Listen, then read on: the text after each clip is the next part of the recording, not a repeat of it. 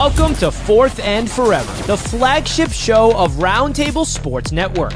Join hosts Dan, Richie, and TD as they break down the latest news and storylines across the NFL, featuring game predictions, breakdowns, heated debates, live Patreon callers, and everything in between.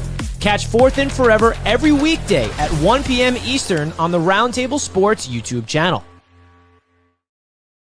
Ladies and gentlemen, welcome to another edition of Fourth and Forever, your daily NFL news show on the Roundtable Sports Network. Real coverage from real fans. It is so good to be back. I missed all of you on Fourth and Forever and the AFC East Roundtable last evening. TD, what's going on with you, man? Beautiful day. Here we are, Tuesday. We got some games from last night to talk about. They were pretty dope. Outside of that, man, I'm glad you're better, Dan, and I'm happy that you're here. Let's have a good time, man.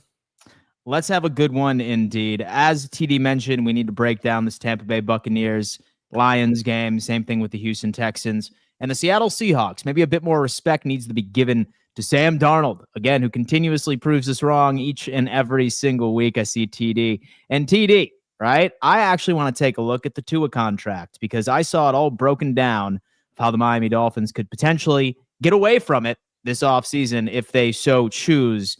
Don't worry, I can't wait to get into that. Guys, as always, please do us a favor.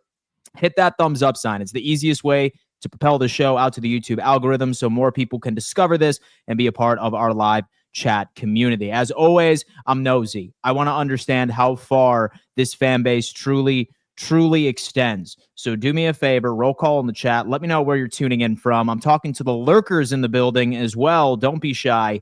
Where are you tapping in from? We need to give a giant shout out to our good friends over on Sleeper. Folks, Sleeper, bar none, the number one player prop platform on the market today. All right. It's a very simple process. Pick anywhere between 2 to 5 players, accurately predict their projections to go above or below, and you could be a big winner. Just signing up, $20 the second you download this app onto your phone. And if you put a deposit down, they're matching 100% of the first one all the way up to $100. You do not want to miss out on that. Let's go ahead and move on to the Tampa Bay Buccaneers and the Detroit Lions. 24-9. We saw Jahmyr Gibbs had himself a day. 17 carries for 136 yards. 8 yards on average, 2 touchdowns, had Jared Goff playing very efficient football by itself. Great day from Amon-Ra St. Brown. The Lions are back on track after suffering an uncharacteristic loss the week before. The story here is the Tampa Bay Buccaneers, for only putting up 9. This is their lowest offensive production all season. Now, granted, we saw Mike Evans go down with a risky injury I think it was the second quarter. I'm still waiting on news of exactly what that was, but this wide receiving core is certainly taking its lumps. TD, thoughts on this game? Does this say more about the Lions' adjustments on the defensive side of the football, or is this something that we should be concerned about with the Tampa Bay Buccaneers offense moving forward? Yeah, I'll start out with the Tampa Bay Buccaneers. I'm not going to be as concerned about these guys. Honestly, they were depleted in the weaponry. They didn't have a great game. Baker didn't have a Baker-type game that he's been having lately. And really, I want to contribute it to the fact that they struggled to run the football, and the wide receiving core just wasn't up for the challenge in this one. And let's be honest here, Detroit, it wasn't like it was like pure domination from the beginning. They just took advantage of a lot of miscues by the Tampa Bay Buccaneers. When you really look at it, I thought the defense for the Bucs were doing good early in the game. Obviously I think they had a fumble recovery or something like that, if I'm not mistaken. But they forced a lot of punts early on, but the Lions, you can only hold them down for so long, being that they're a high-powered offense, and they figure out ways to get it done. So the Lions are the Lions. We know they're a good team. They're going to continue to be a good team. Nothing's new there, nothing new under the sun. This was a big-time challenge, but the Bucs didn't rise to the occasion, but they are depleted. Got to be honest with you. I don't want to take anything away from the Lions, but I'm going to chalk this up for both teams. Nothing really to write home about and make a conclusion like the Lions are any better than they already are, or the Bucs are any worse than they've been playing. They're actually a good team too. Just an off week with some injuries in the wide receiver core. The Bucs don't put up 9 points, Dan. And you gotta give the Lions some credit, but at the same token, they were shorthanded in this one, and the defense couldn't stop the run. Gibbs just absolutely went off in this game, having a field day, having fun. So the Lions just had their number in this night. And you know what? Like, credit to the Detroit Lions, because they are suffering several injuries in that secondary. And while I think that the Lions pass rush had something to say about it, like Baker was running for his life, the pocket was continuously collapsing. Some of those second string DBs on the perimeter were going out there and making fantastic plays. I'm confident that the Tampa Bay Buccaneers will bounce back next week.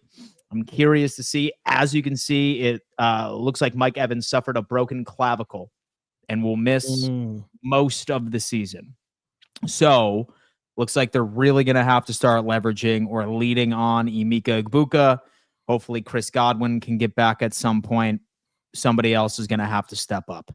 But a stinker of a game from our good friend Baker Mayfield and the Tampa Bay Buccaneers. Yeah. I did kind of want to discuss this one, and I'm not sure about you, TD, but you know that I have a pretty early bedtime for a grown man, right? Yeah. I did not watch a second of this game. You want to know why? Because I was snoozing. However, I did have an opportunity of rewatching it this morning so we could have a pretty good conversation. The Seahawks advance to 5-2, and they are currently 27 points over 19. And Sam Darnold went 17 for 31, 213 yards, a touchdown, and an interception. Same thing with Kenneth Walker and JSN, once again, completely dominating and perhaps being the best wide receiver in the NFL as it stands today based off of production. The Houston Texans, of course, fall to 2-4. The offensive struggles continue against a very good defense in Seattle.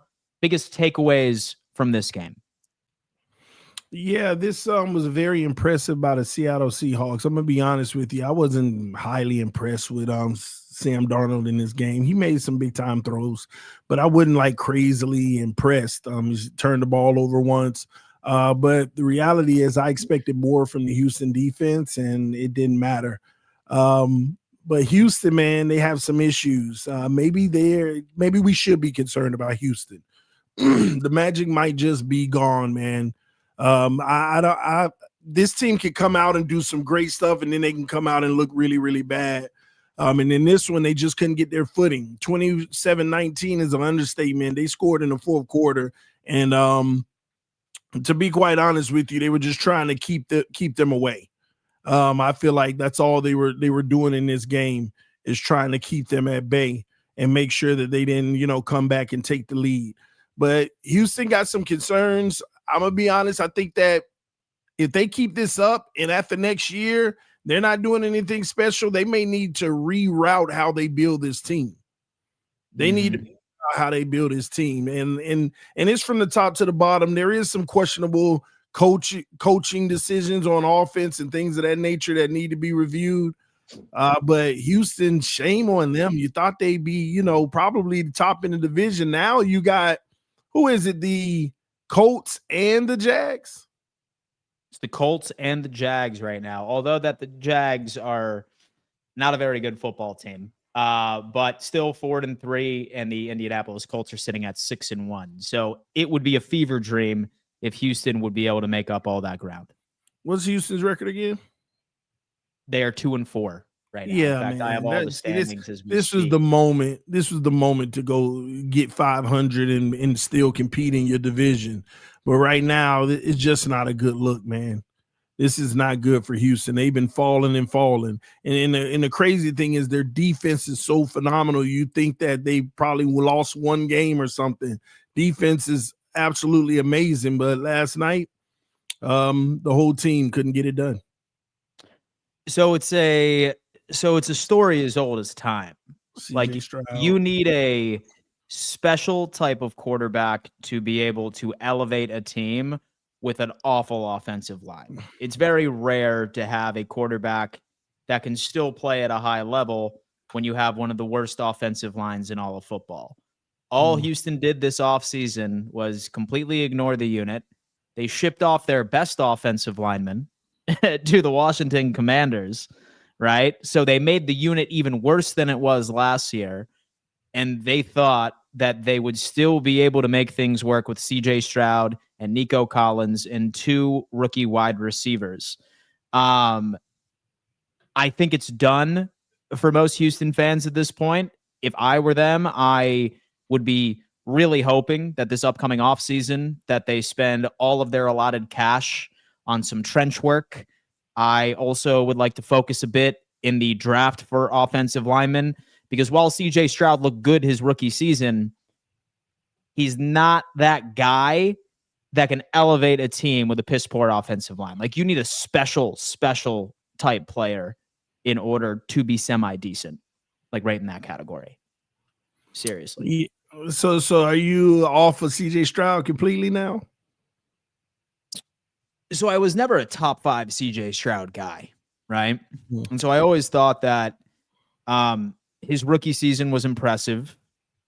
I knew that his 4 interceptions his rookie season, luck sort of played into it, especially since he was so high in turnover-worthy throws that rookie season. I thought that was kind of like fluky. But no, like, I'm not off of CJ Stroud because I never put him on a pedestal like a lot of people did. I always thought that he was like a fringe top 15 guy, like nowhere near top 5, where I think a lot of the NFL media wanted him to be, like rolling into his second year. But he's capable. But like, you need to build the trenches for the young man. So is he going to be good enough not to be good enough, or? It's too early to say. It's way too early to say, especially since we're seeing the rise of the Kansas City Chiefs once again, right? If Kansas City keeps playing that same ball that they have been playing for the past couple of weeks, we're probably going to see those assholes in the Super Bowl again. It's just how it is. It does not matter if they are the 6th seed, the 7th seed, the 3rd seed, whatever. If they keep playing the way that they do, then I feel like everyone in the AFC is going to be good enough not to be good enough. It's just kind of how it is, you know? We have Terrence coming in the building. Update: drinking the Daniel Jones Kool-Aid like Stone Cold Steve Austin used to chug them beers. My boy Terrence called in after week 1, and he was just like, guys, stop spreading that Daniel Jones propaganda. He said, I don't believe Daniel Jones was the answer. And Danny Dimes going out there, man. He's balling. Like you were looking at like the best team in football right now, which is crazy because TD said it after week 1. I thought that it was just a joke and he was trolling. And I don't believe that he believed it. Yeah, I know ball. I don't believe that he believed it. I think he was saying it in jest. It just turned out to be true.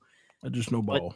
Like, this Colts team is an absolute wagon. And don't worry, we're going to be talking a little more Colts football here as the episode goes around. But we need to show a little bit of love right over to Seattle and pose a question. Because as far as competitive divisions go, my friend, this NFC West is crazy to me, right? Yeah. You have a 3-way tie at first place. Have the Niners, the Seahawks, and the LA Rams all sitting at 5-2. Have the lowly Arizona Cardinals in the basement, but we will spare them from our criticism on this segment. My question to you, man, is who has done enough, who has proven enough to you that they will take home the NFC West crown this year? Because this is hands down the most competitive division in ball right now. Don't sleep on the NFC South. Don't sleep on the NFC North either. Hyper competitive. Maybe even, wow, dude, holy hell, man. The NFC, man, period. So the NFC is wild like this year with good teams too. With good teams, by the way. Go ahead. It's crazy, man. I gotta go with the Rams, man. They just been playing good football. They've been there, done that, have the coaching staff, have the quarterback, and they're just playing good football. And it's a crapshoot. I mean, you can go with Seattle the way they've been playing, the 49ers with all the injuries in and out of lineup for guys, and they're still figuring out ways to get wins. It's just crazy work, man. But the NFC in general, there's a lot of good teams. Tampa, they lost last night, but they're still formidable. Your Lions, you look at what the Lions are doing. We're not going to sleep on Green Bay and just say that, they're nothing. It's so many great teams and great football happening right now in the NFC. So it's hard. It's hard to call it. And then I'm not even going to sleep on a team like the Cowboys rising, so man, but the league is healthy, Dan. This is what I be talking about. Like the NFL benefits from all of this parity right now. There isn't a clear-cut favorite. No. And the NFL benefits from this because more fan bases are engaged now than they usually are. Yeah. Going midway through the season. So, yeah. I love it.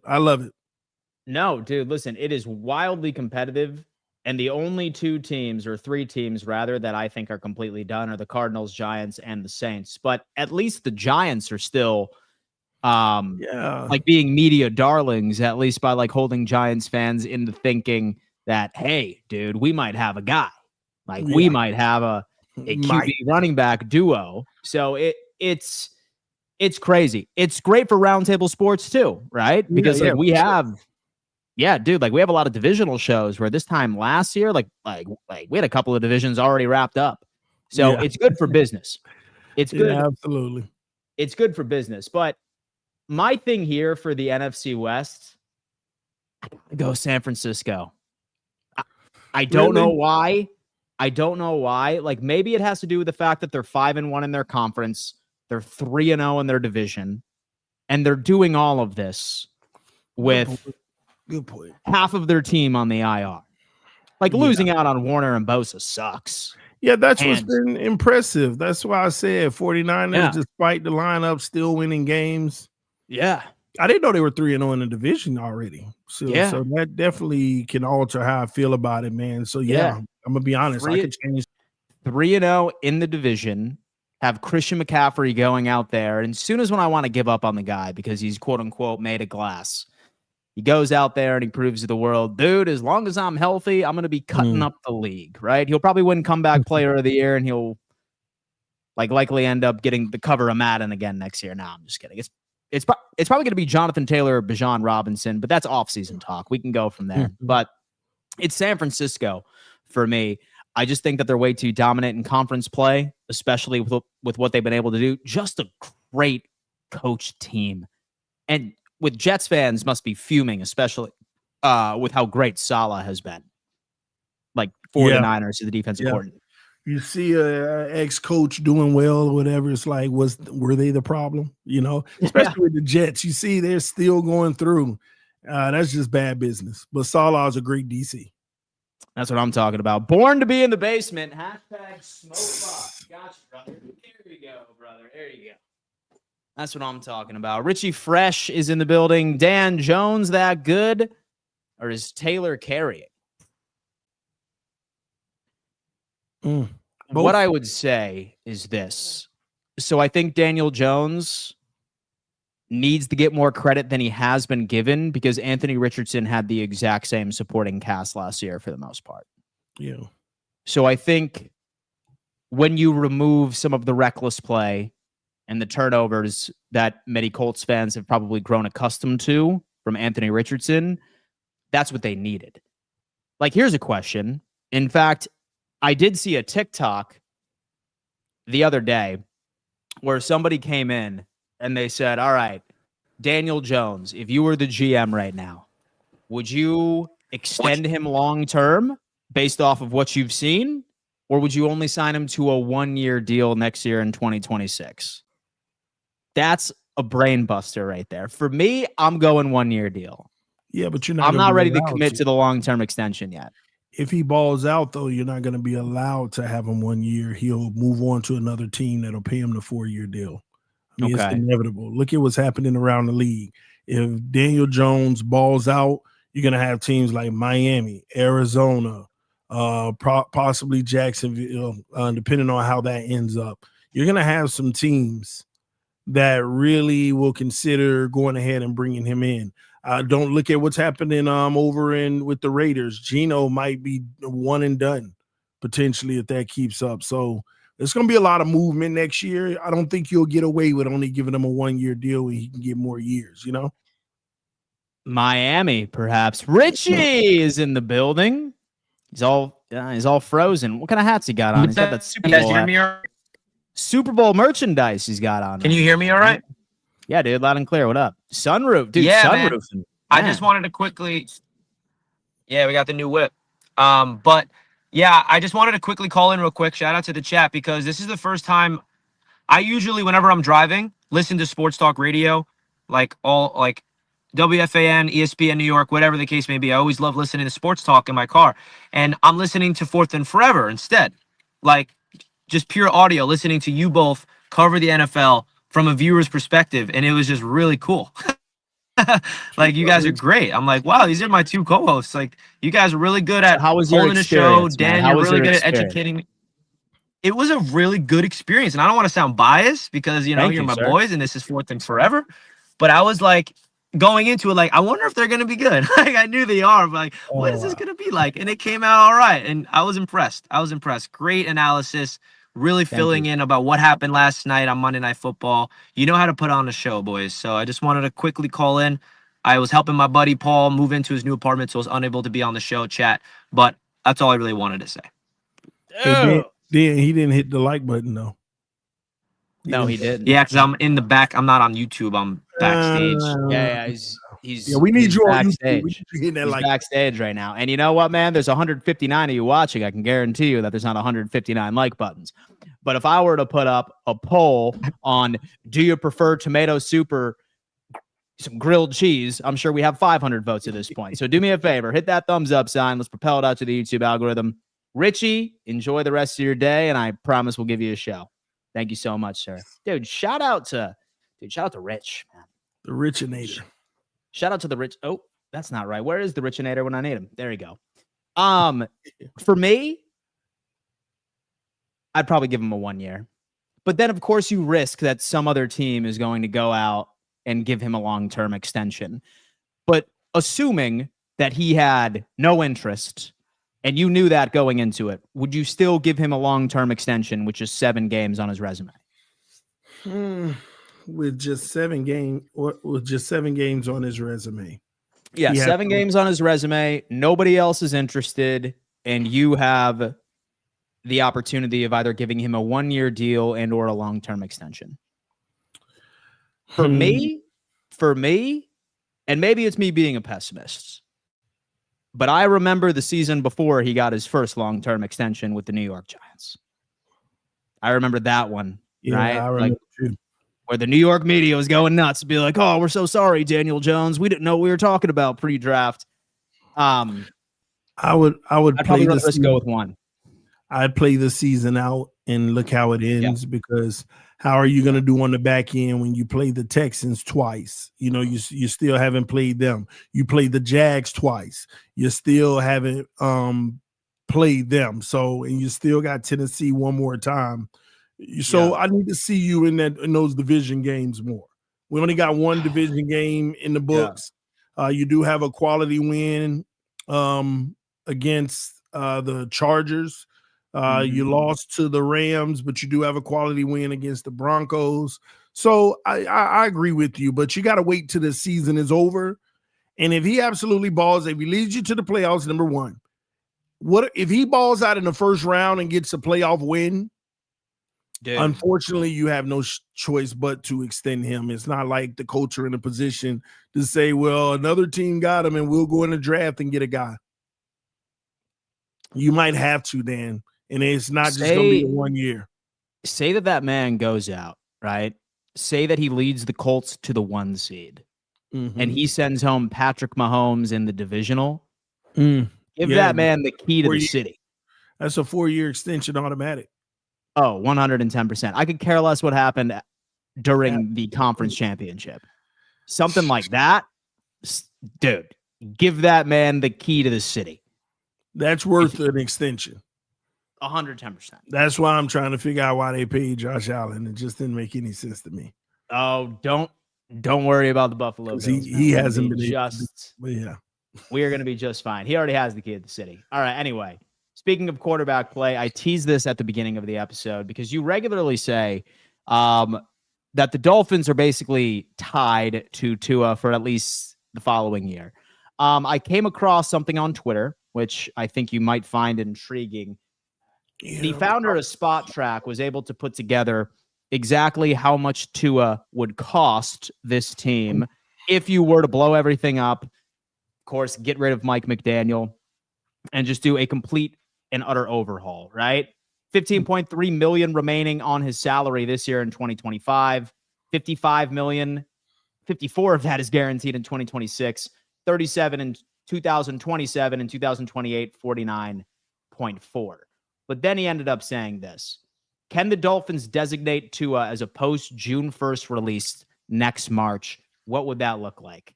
What that would look like is you would end up eating $55.4 million in dead cap, which is money that has already been wired to his bank account. It's not like you can save it at this point, but you would save $1 million on your current cap. The following year in 2027, you'd eat $43.8 million dead, but you would save $9.6 million toward your cap. You could go on ahead and maybe get a couple of fringe free agents as you try to get this new age Dolphins team up and loaded. Does this number make you feel a bit better? And does it make you believe that it is really an option for this Miami Dolphins team to move forward? No, not at all. You're on the hook for $99 million. No matter what. $99 million. You're on the hook. I've been on the record now saying, yeah, just let him play one more year. You know, strip the roster. It ain't going to be a good team. He ain't going to have nothing around him. But, hey, use this trade deadline and next offseason to strip the roster. Nothing but young, new players in evaluation mode. I think that should be the key. Go in the draft, try to push picks to 27, and also draft some young players. If you're the Miami Dolphins, the smartest thing to do is not only are you bad this year, but go ahead and be bad next year. Eat one more year, then you'll be able to spread that remaining $40+ million out into 2 years. So then the numbers look different because you'll have a 27 cap hit, dead cap of about 23 or whatever, and then the next year you have 23. So it'll look totally different and way more manageable. You're not going to be great next year anyway, no matter what you do. Okay. So that's what I would do if I'm Miami. Go ahead and keep him one more year. I mean, I know people don't want to hear that at all. But yeah, man, it's what's necessary. You're not going to be good next year regardless. Okay. We're not going to. So what would you do with him next year? Say, play for him. example, you'd play him. Yeah, Tua's the quarterback, and I'm getting rid of everybody. Chubb is gone. Jalen Phillips, we're not re-signing. We got Austin Jackson is gone now. I'm moving on from that. I mean, I'm purging the roster. Minka, I was gonna re you up, but now go ahead and hit free agency. And I'm telling you, I'm purging just about everything except the guys that are on rookie contracts, and we're gonna go from there. So you would be able to see some type of relief if some front office was dumb enough to take this contract on. Yeah, but what'll happen is this. It's like Miami will, take a 6th round pick and we'll give a conditional 7th or something like that. We'll pay half of the salary or something like that. That's the type of trade it would be.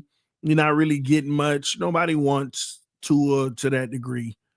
And it's too much drama and too much, like, the league understands now who he is, and it's not a good thing. So it'll be hard to get rid of him, but I'm not saying no team would take him. If that was the case, then that's different. Okay, let's do it a different way because we were able to trade him. But if you're unable to trade him, one more year, man, or strip the roster, he ain't gonna have nothing around him, and you're gonna get the number 1 overall pick again, probably. And just go into the 2026 season with no expectations. None. It's the quickest way to get to expectation. It's the quickest way to get there for that team over in Miami. Well, I'll tell you what, man. Listen, we spent probably about 15 minutes glazing the Colts. All right. Well, luckily we got a Colts fan backstage. Terrence, it's been a while, man. What's going on, Terrence? So you're muted, brother. Hello, can you hear me? Yes, Yeah, sir. loud and clear. What up, dude? TD, I owe you an apology, man. You might know a little bit about ball. Uh, I apologize, Daniel Jones. I was unfamiliar with your game. Nice. Uh, Yeah, I know ball, man. I be trying to tell him, bro. but it's given very Eagles-esque. Like I've asked myself, like, is it Daniel Jones or is it Jonathan Taylor? But it's like Daniel Jones make the plays just when you need him to, and it reminds me a lot of Jalen Hurts what he did last year, man. It's like Yeah. Jonathan Taylor is going to kill. But that 1, 2, 3 plays you need, it's like Daniel Jones shows up. I got to give him his props. He's doing stuff I've never seen him do before. So just had to come show my face and be like, yep, all right. I could take the egg on the face. I was wrong about Daniel Jones. Daniel Damn Jones. Well, at Like, least what's you most enjoy impressive it. for me?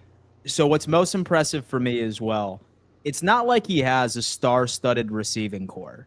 Like, yeah, like you can get excited about Pittman, I guess, but like he's a possession receiver, right? Second year in AD Mitchell.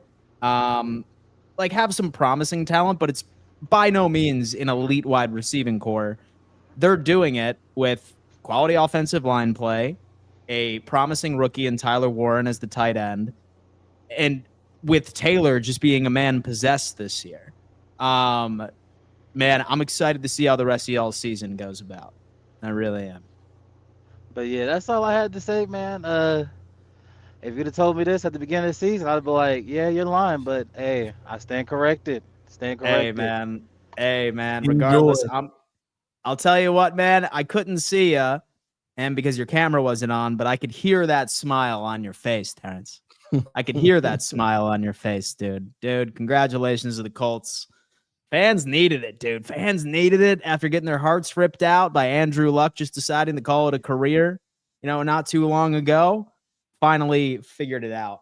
I'll tell you what, man. Like, we're getting into NFL Week 8, and I think that there were a couple of teams that started off strong, but then they've completely crapped down their leg as of late. And there's two teams that come to mind, one of which being the Los Angeles Chargers. All right. Like, we were high on the Chargers at the beginning of the season, winning 3 straight divisional matchups. And now they are sitting at 4-3, losing 3 of their last 4. I suppose we can give the excuse that Joe Alt was being out. They lost an all-pro offensive lineman before the season even began. So, TD, for a guy that is historically high on Justin Herbert and this Chargers team, are you putting them on fraud watch right now, or will they turn it around?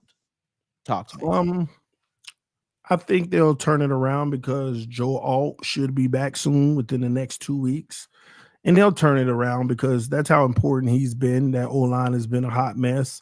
Herbert has to play better in some occasions. Sometimes he's lighting it up, and then other occasions, he has to be better. Can't turn the football over because turning it over helps your team lose, and that's what he's been doing with the turnovers that he's had. Now, I understand his first 3 or 4 interceptions were all tipped, which is true, but the last few I'm not so sure about. They're just bad passes. Got to be better. But I'm not writing them off because that's the beauty of building a little bit of cushion. They get to go through this moment. They get to go through a rough patch because they built some cachet early on with some key big victories, especially one versus the Chiefs, to own the tiebreaker so far if it comes down to that. So no panic.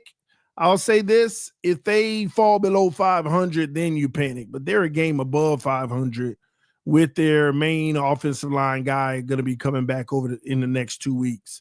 Limited right now. They elevated him to limited practice. So he's right on track. He might play this week or next week. He should. So we'll see. We'll see. But I don't think this is panic mode for the Chargers. Let's talk about another team that many people were high on at the beginning of the season, but they've hit a skid. How about our good friends, the Jacksonville Jaguars? And mine and yours favorite quarterback in the NFL, Trevor Lawrence, who has been playing at the very best below average all season long. what are we feeling about the Jacksonville Jaguars? Would you say that they are fraudulent? They just never move me even when it's going well. It's like very circumstantial when it's going well. It's like I never get moved like it's a big time game against a big opponent and they did something crazy. I know they've had them, but I just don't believe in Trevor Lawrence as one of those upper tier quarterbacks. He has his moments, but even when he has good games, a lot of that stuff is like, wow, that 3-yard bubble screen went for 60, that 50-yard underthrown deep ball that the receiver came back to get it. So I'm just never convinced with them. But here's what I will say. They're winning games. In the NFL, that's all that matters. They're winning games, so they give themselves a shot when it matters most. But I just find it hard to really love on Jacksonville. Gonna be tough, man. It's that Indianapolis Colts division. Yeah, that's what it is. With the Colts playing the way that they are. Yeah. Reminds me of the Patriots. The Colts were in the basement. The Patriots were. It's like they've literally taken over the top of their divisions. And so does that upset you? No, it just makes me realize those who are under them, like the Bills, Dolphins, Jets, or in their case, Jacksonville, Houston, Tennessee, shame on y'all. Like, you let the team at the very bottom take the top. Like, in fast, both teams, snap your fingers. We're at top.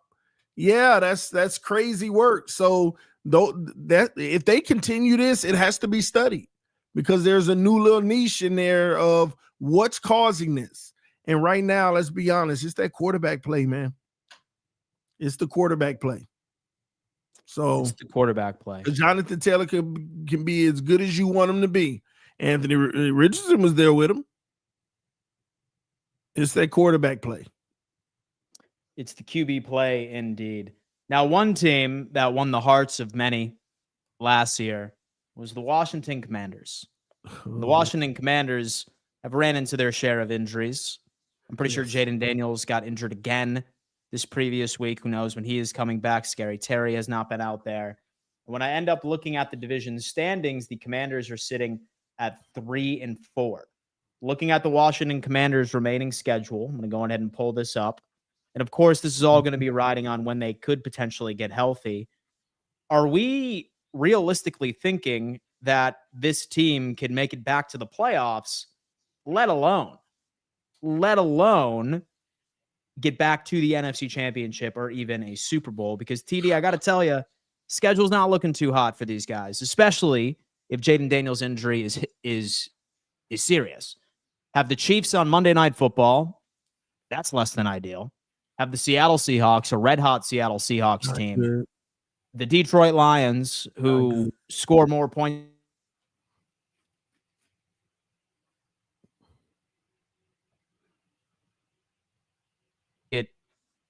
So that was weird.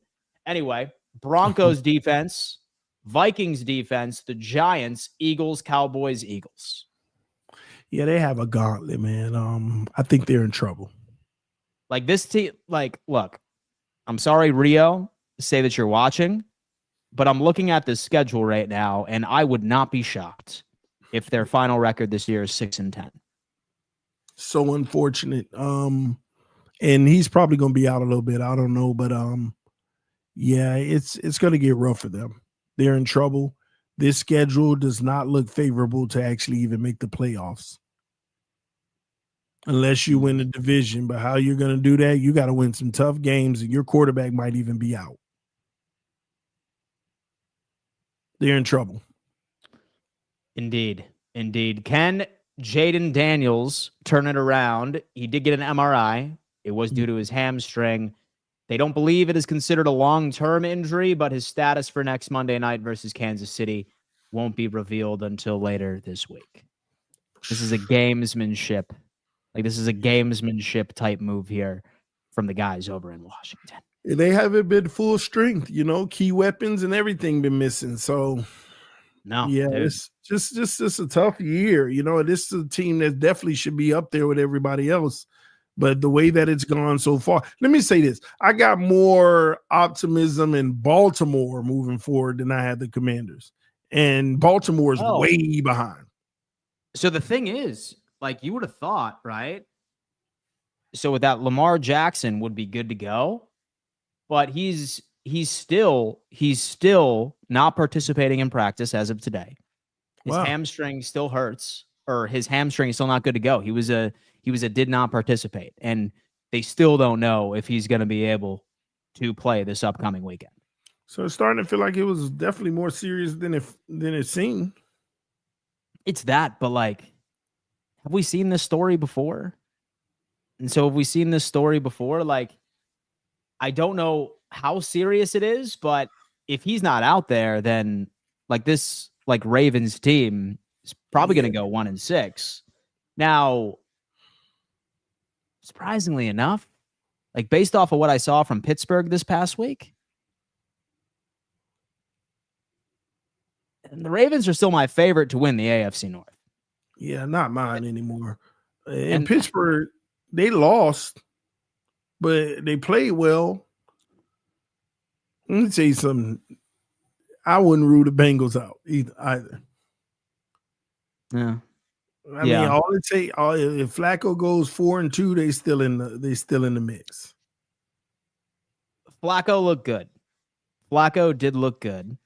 In fact, so the Bengals play the Jets this week too. Yeah, that's a W. So I think we could chalk that up. Yeah, I can go out there and get that W. I think we could chalk that up as a big dub for the Cincinnati Bengals this week. Yeah, for sure. But yeah, dude, can Joe Flacco go on a damn? Wouldn't that put them? Would that make them 500? If the Jets lose, their best possible record could be 9-8, which would not technically be mathematically eliminated. No, I was talking about the Bengals. That they'll be 500 if they beat the Jets. If the Bengals beat the Jets, they will be 500, 4-4. Yeah. And yeah. And the Bengals' schedule, let me pull this up. Let me whip this up for anybody. They have the Jets. They have the Bears following that game. They have a bye, and then they go to Pittsburgh, away in Pittsburgh, the Patriots, and then the Ravens. So can Flacco get it done?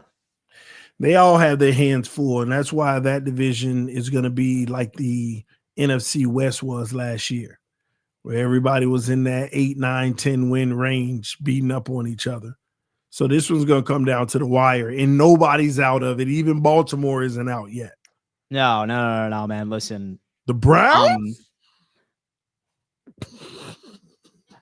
Did we talk about the Browns, man? No, we haven't. Did y'all talk about the Browns game? No, we didn't. Dude. Well, we got to talk about the Browns game. The Browns. Dude, listen, solid defense over there. And you know what? I mean, look, 31-6 against Miami, but like I'm sitting here looking at this Cleveland Browns team. They're terrible, right? Good defense. Wasting that damn defense. But I don't know. And your boy Dylan Gabriel is not a good quarterback. I'm sorry. No. He's not good at all. He's 2-5. They don't even let him throw the ball down the field. They're doing wildcat. Yeah. They're doing the wildcat in the red zone. Except for Quinshon Judkins, though. Yeah. That dude's a dog. Yeah. That dude is a dog indeed. Folks, listen, we need to give you a giant shout out to our good friends over at RotoWire. You may remember RotoWire as your go-to fantasy football toolkit, but guess what? They are also providing all of your locks for player props all season long. As you can see, and I'm just going to show you a couple of them here. We have Keenan Allen, 47.5 receiving yards on Sleeper. Smash that for a part of your parlay, right? Have Mark Williams in the NBA over 23.5 points, rebounds, and assists. Quite a bit that you guys can take advantage of. 14.5 rushing yards for Justin Herbert. Take the over on that one. So many advanced tools you can use to make sure that you hit your player prop parlays each and every single week. Guys, go check out RotoWire. Link is in bio. Use our code RTS for 15% off. You do not want to miss out on that. We have Parks is in the building. Parks, what's up, man? How you doing? What's up, fellas? What's up? Chilling, man. What's up? TD, we're gonna show you how to beat the Browns, bro. We're gonna show you how to beat them. Y'all play the Browns this week? Yes, we do. Yes, we do. Man. We're gonna show you how to beat them. You shut down that run game. Shut down that run because we actually have a good run defense. We haven't allowed a 50-yard rusher this season. So you shut down that run game. And you make Dylan Gabriel throw the ball and make him make mistakes. Now, I will say that if Dylan Gabriel can throw the ball and beat us, hey, bro, my hat is off to him. But he sucks. He's trash. He's trash. he's bad, man. He's bad. Then, Mitch, I got a question. Sure. Because I noticed this. And like I said, I'm sorry that you got to be casualty at war. You 10%. Yeah. But a Bills fan told me that Josh Allen, his first 2 years were better than Drake Mays. Do you believe that? Well, so that's not true. Josh Allen. That's because I asked him because he was not good his first 2 years. Because the comparison that I told him that I gave Josh Allen was he was a white Cam Newton. He was a running beast. He was a running beast and had a strong arm, but he wasn't accurate. Mm-hmm. And he bringing up the rushing touchdowns and all that. I said I understand all that, but as far as throwing the ball, I said what did he do? And I was like, okay, we're gonna compare his to Drake Mays. In his first 2 years, he had 30 touchdowns with 21 interceptions. Drake May, on the other hand, through like 19 games, because he hasn't even played 2 full years, through like 19 games, he has 27 touchdowns and 12 interceptions. And like he stopped talking to me. And I'm like, damn, bro, why you stop talking to me? I thought we were friends. I don't understand these Bills fans' logic sometimes, man. And TD, I understand Richie's hate towards the Patriots. TD, Richie is what you are to the Bills. You'll never give credit to the Bills. Yeah, I do. Richie, no, you don't, Richie. No, you don't. No, you don't, TD. Do nothing to get credit. I'm waiting. TD, you said Josh Allen didn't deserve the MVP last year. Stop that. He didn't. Yes, he did, man. Yes, he did. Yes, he did. Yes, he did. And people forget that coming into this season, the Patriots had the last ranked wide receiving core. This is with Stephon Diggs. We had a horrible old line. And people acting like that our schedule, we didn't make our schedule. We had a last place schedule, which the Jets have that just about every year. They just don't do nothing with it. I just don't see that the Jets, they're trash. It's over. TD, you will have Tua next year. Get ready. But here's the thing, TD, and I'm finna go when I say this. TD, you said that you rather Tua play next year, right? What if Tua balls out next year? Listen, first of all, he ain't. I'm saying though, TD, that's a possibility. What if he balls out and win you like 8, 9 games? It ain't possible. You know that, TD? I'm just saying, TD. TD, what if he balls out?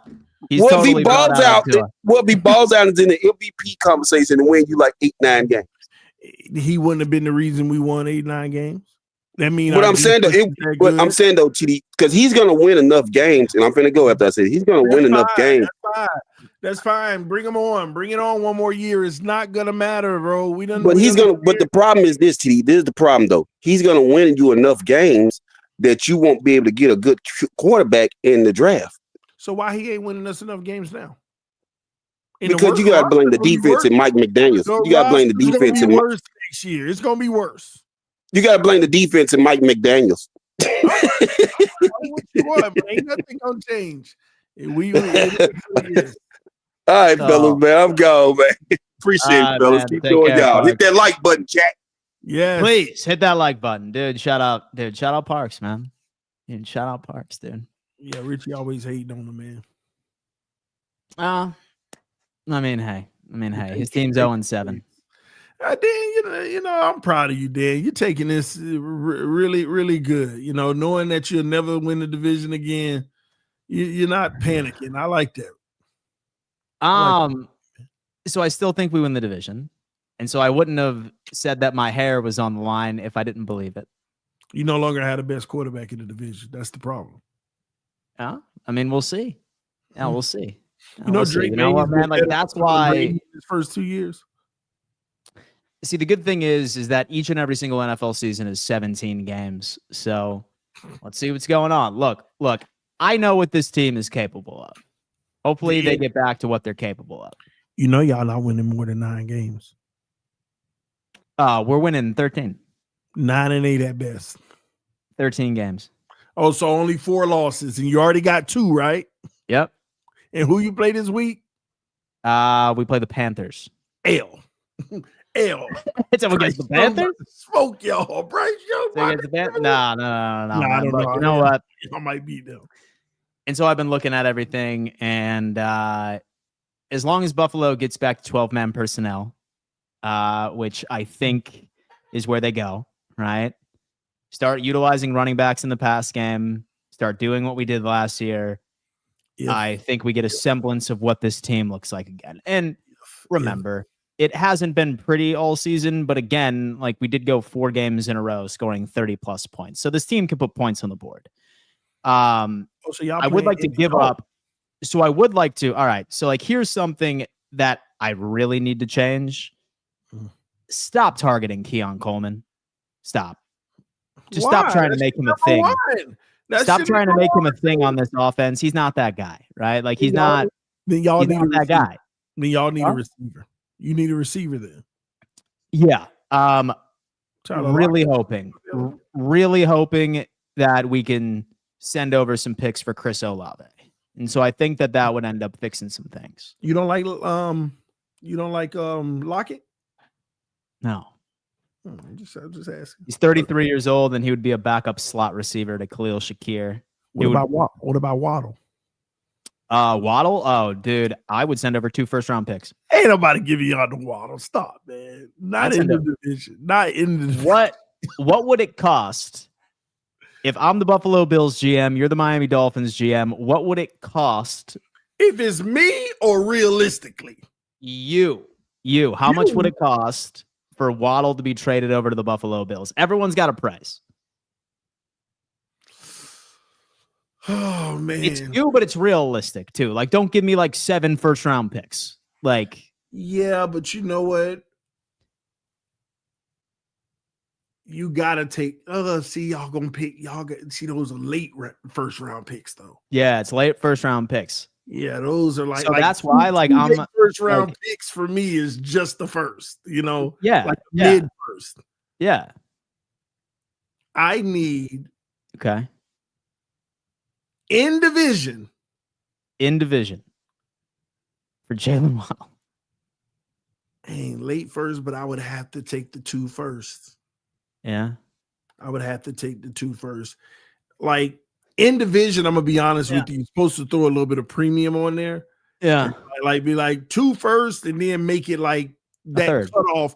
Yeah. No. It needs to be 2 first and a 5th, but you say 2 first and a 3rd because your division rival. If you really want them that bad, you got to pay. Yeah. Yeah. And so we throw in Curtis Samuel too. I don't need nobody. I just need my draft. You just need a draft picks. Yeah, dude. Look. I don't think Miami would do it, but it just depends on where their front office's head is at based off of how long they think that this rebuild is going to take. If what you said was true, they're not going to do it, but yeah. Yeah. If what you said was true, that you're going into next season with Tua as your QB again, probably going to be worse than what it is this year. Then you have your first year of the first true year of the rebuild. I think 4 years down the road, you would start to see Waddle start to inch closer to his 30s where you're okay, whatever. It's cool. Let him go out there and do his thing. We're rebuilding. Waddle would be a dream. Waddle would be a dream for the Buffalo Bills. I like Olave too. I'm not buying in to the whole that the Saints are working on a long-term extension for him. that is gamesmanship at his finest, trying to elevate that young man's value at the trade deadline. That's all that is. Like, maybe you could go out and say, oh, but we really see something in Spencer Rattler. I would agree, minus this recent game, so against the Chicago Bears. But no, they are not planning on extending a wide receiver where they have no idea who their quarterback of the future is. You have Kellen Moore. We have no idea what personnel he wants on this team. That is just smoke coming out of the organization. Chris Olave will be on another team in 2 to 3 weeks. Yeah. I can almost guarantee you that. Well, let me say this, because people in the chat calling you crazy to give up 2 first-round picks. That's the when was the last time Brandon Beane had a good first-round pick, ladies and gentlemen? Let me know. Yeah. Josh Allen in 2018, take him.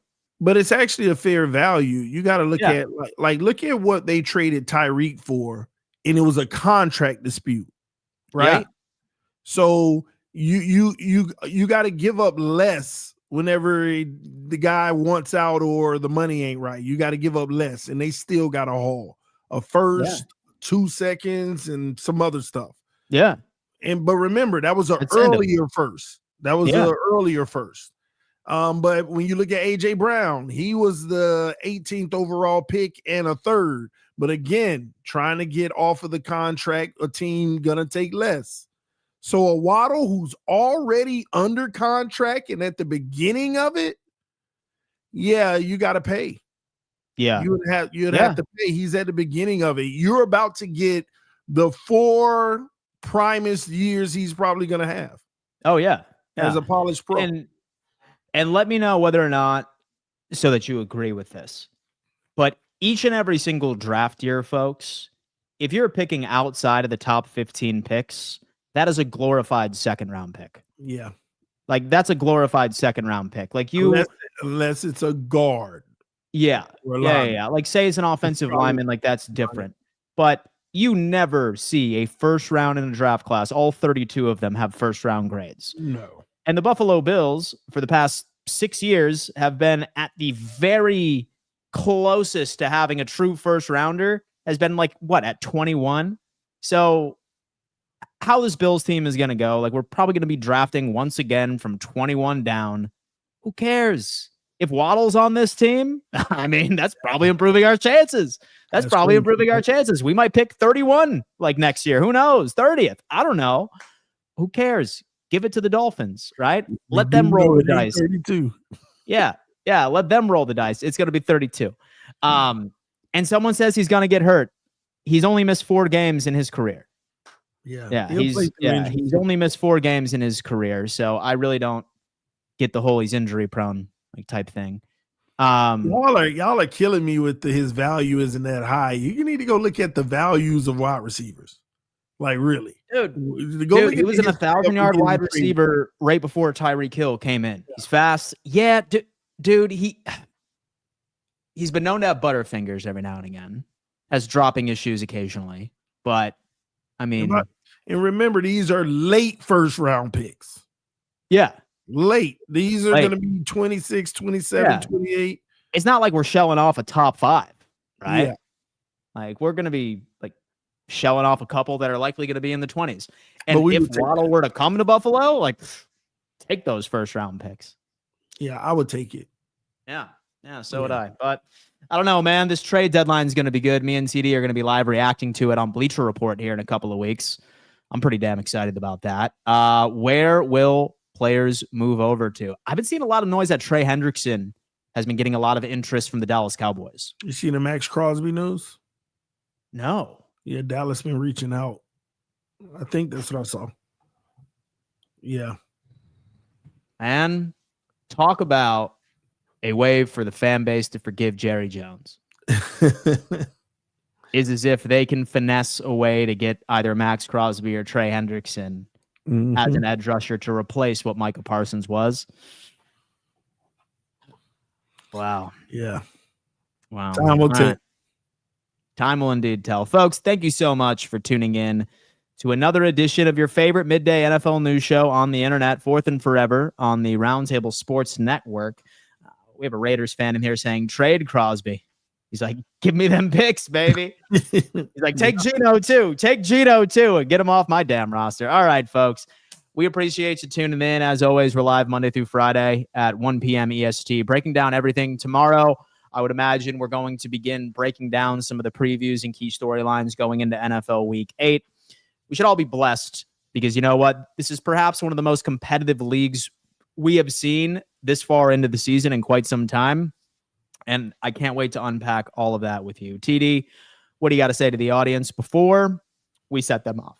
Yeah, first off, just thanks for coming through today and enjoying the show. We hope to see you all tomorrow, getting right back into the action and starting to preview some of these games.